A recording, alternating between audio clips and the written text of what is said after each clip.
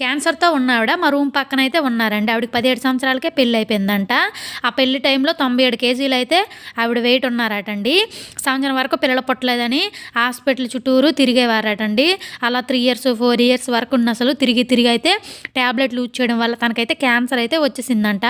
ఆ cancer treatment అయ్యాక అయితే మాత్రము 2021లో క్యాన్సర్ ట్రీట్మెంట్ అయితే కంప్లీట్ అయిపోయిందటండి. అప్పుడైతే ఆ డాక్టర్ చెప్పారట, మీకైతే పిల్లలు మరి పుట్టరు అని చెప్పేసారంట. పుట్టరని చెప్పేసరికైతే వాళ్ళైతే టాబ్లెట్లు కూడా ఏమీ పిల్లల కోసమని యూజ్ చేయలేదటండి. 2024లో ఒక్క టాబ్లెట్లు కూడా యూజ్ చేయకుండా తనైతే న్యాచురల్‌గా ప్రెగ్నెన్సీ అయితే కన్ఫర్మ్ అయ్యిందండి.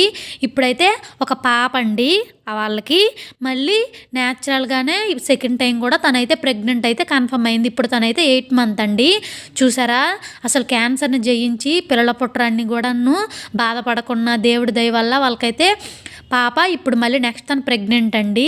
చూసారా ఈ వీడియో ఎలాగుంది? మీకు బాధగా అనిపిస్తుందా? ఈ వీడియో నచ్చితే లైక్ చేయండి. Subscribe my channel.